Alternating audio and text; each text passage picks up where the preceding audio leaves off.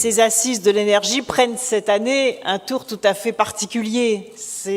L'année 2015 sera de façon puissante, je le pense. C'est à vous d'en décider aussi, vous acteurs de terrain. L'année du climat. D'abord parce qu'elle verra, je l'espère, promulguer la loi sur la transition énergétique pour la croissance verte. Et bien évidemment, ce que j'ai voulu faire par ce texte, c'est que l'on cesse en France d'opposer les énergies les unes aux autres et que l'on puisse définir ensemble le nouveau mix énergétique qui va nous permettre de remplir nos objectifs. Et c'est là où le local et le global ont un lien très puissant et très fort. 70% de la transition énergétique se décide à un échelon infranational, citoyens, entreprises, collectivités territoriales, petites communes jusqu'aux plus grandes communautés de communes. Et par conséquent, l'articulation entre une impulsion de l'État est absolument cruciale, l'impulsion des représentations nationales et des assemblées parlementaires et délibérantes est absolument essentielle, mais la mise en mouvement, la mise en action, la concrétisation de ces objectifs, elle se fait d'abord et avant tout par vous tous et toutes ici rassemblés et vous tous et toutes à travers l'ensemble des territoires qui, par leurs décisions opérationnelles, entraînent les territoires vers la transition énergétique. Je voudrais évoquer la conférence de Paris pour le climat. C'est une échéance majeure. C'est à la fois des perspectives dramatiques qui s'ouvrent à l'échelle planétaire si nous ne faisons rien. Je ne reprendrai pas ici, vous le savez, les menaces qui pèsent par exemple sur les États insulaires qui peuvent disparaître. Car si rien n'est fait, le niveau de la mer peut augmenter dans certains endroits de 6 mètres. Ça veut dire que toute une partie des États insulaires peuvent carrément disparaître. Il y a aussi la menace sur la paix dans le monde. Il y a un lien très direct entre la question climatique, la question de la sécurité et la question de la paix universelle. Nous avons déjà aujourd'hui, à l'heure où je vous parle, plusieurs dizaines de millions de réfugiés climatiques, de déplacements massifs de population, et davantage que les déplacements de population dus aux conflits ou aux guerres. Et que si nous ne faisons rien, il y aura 200 millions de réfugiés climatiques avant la fin de ce siècle. Il y a aussi des menaces très fortes dont on voit déjà les conséquences dramatiques sur les côtes de l'ensemble des continents. Et lorsque l'on sait que près d'une vingtaine d'agglomérations de plus de 10 millions d'habitants se situent sur les côtes, ça veut dire que directement, là aussi, plus de 200 millions de personnes sont directement menacées par les atteintes géographiques sur ces côtes. Et donc sur ces enjeux-là qui sont finalement des enjeux de vie ou de mort.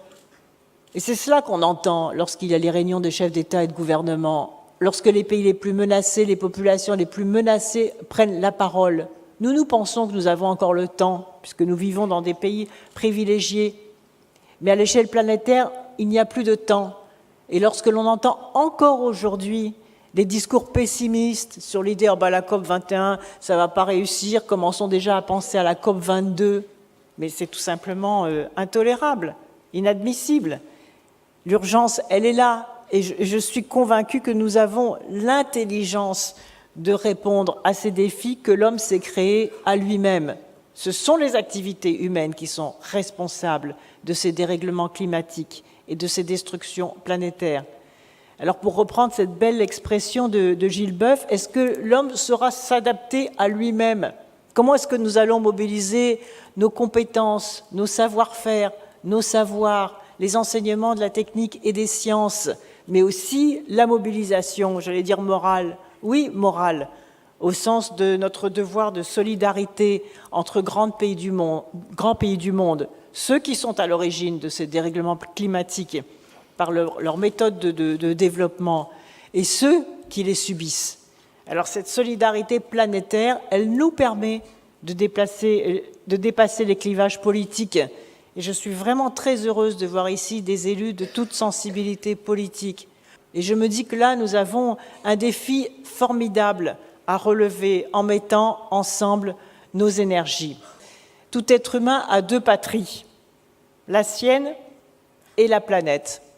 Alors, mesdames et messieurs, en agissant pour votre territoire local, vous agissez pour votre patrie, la France.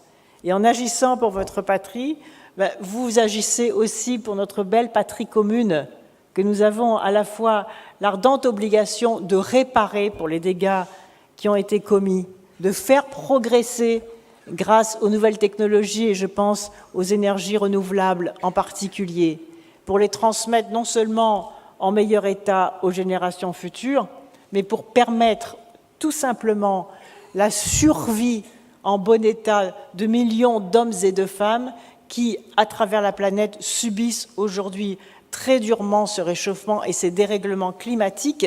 Alors tous ensemble, mobilisons-nous, parce qu'en nous rendant service à nous-mêmes, nous rendons service à la planète tout entière. Merci de votre engagement. Je compte sur vous pour accélérer la transition énergétique. Vous en serez les bénéficiaires sur vos territoires parce que ça créera aussi des activités, des emplois dans toutes les PME de vos territoires qui sont porteurs de la transition énergétique de demain. Et je suis sûre que la mise en mouvement de tous les élus, de toutes les entreprises, de toutes les associations que vous représentez nous permettra de donner au monde un bel accord climat à Paris en décembre prochain. Je compte sur vous.